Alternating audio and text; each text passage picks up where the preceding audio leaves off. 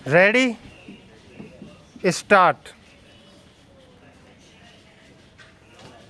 बेला में पंछियों के झुंड को अपने बसेरों की तरफ लौटते हुए हम सभी ने देखा है। कितना प्यारा मोहक दृश्य होता है वह। भले ही हमारा सारा दिन खट्टे मीठे और कड़वे अनुभवों से जूझते हुए व्यतीत हुआ हो, पर अंत में घर लौटते पक्षियों को निहारना बड़ा सुकून देता है। शारीरिक और आत्मीय रूप से हमें राहत देकर यह फिर से तरोताज़ा होने में बड़ी मदद करता है। घर लौटने का दृश्य ही नहीं, इस विचार में ही बड़ी शक्ति होती है। हर प्राणी को अपना घर प्यारा होता है, सबसे अनमोल।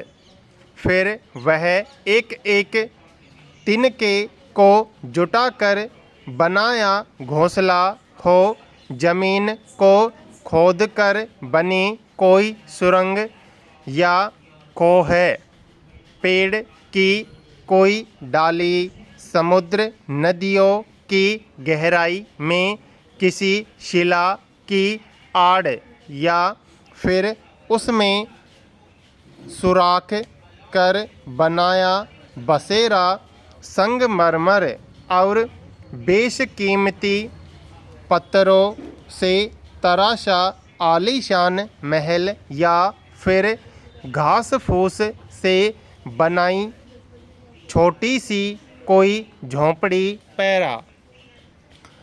अपने आवास के लिए सही स्थान का चयन करना काफ़ी सूझबूझ और परिश्रम की मांग करता है। स्वच्छ हवा, धूप, जल मूलभूत ज़रूरतों के साथ सबसे महत्वपूर्ण होता है।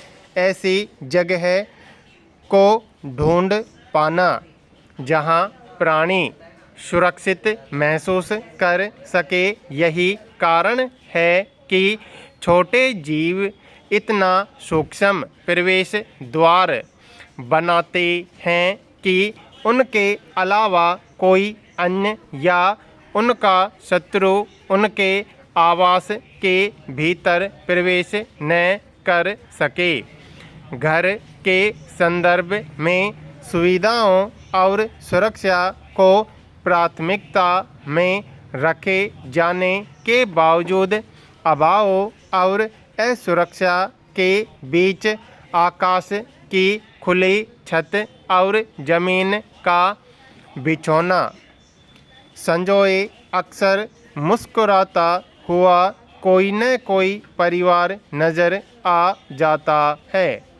उनके बीच की सामूहिकता और प्रगाढ़ स्नेह उनके चारों ओर ऐसा सुरक्षा कवच विकसित कर देता है जो कई मजबूत भवनों को टक्कर देने की सामर्थ्य रखता है।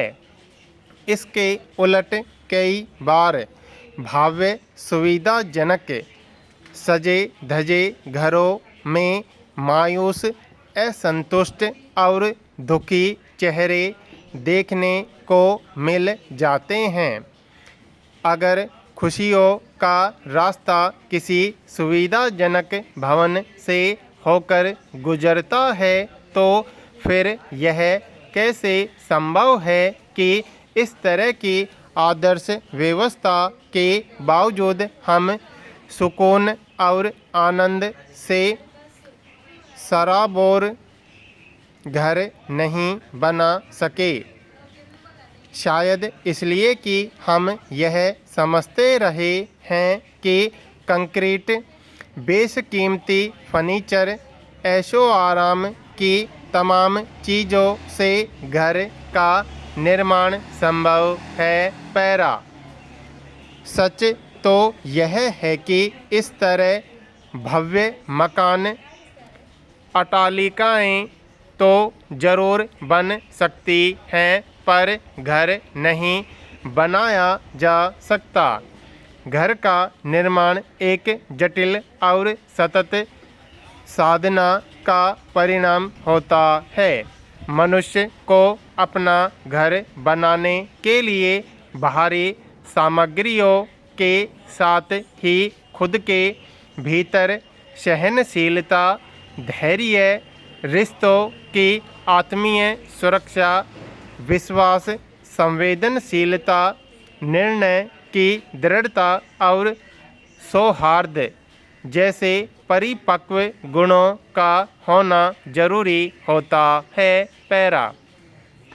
दरअसल घर का एहसास मन के भीतर होता है।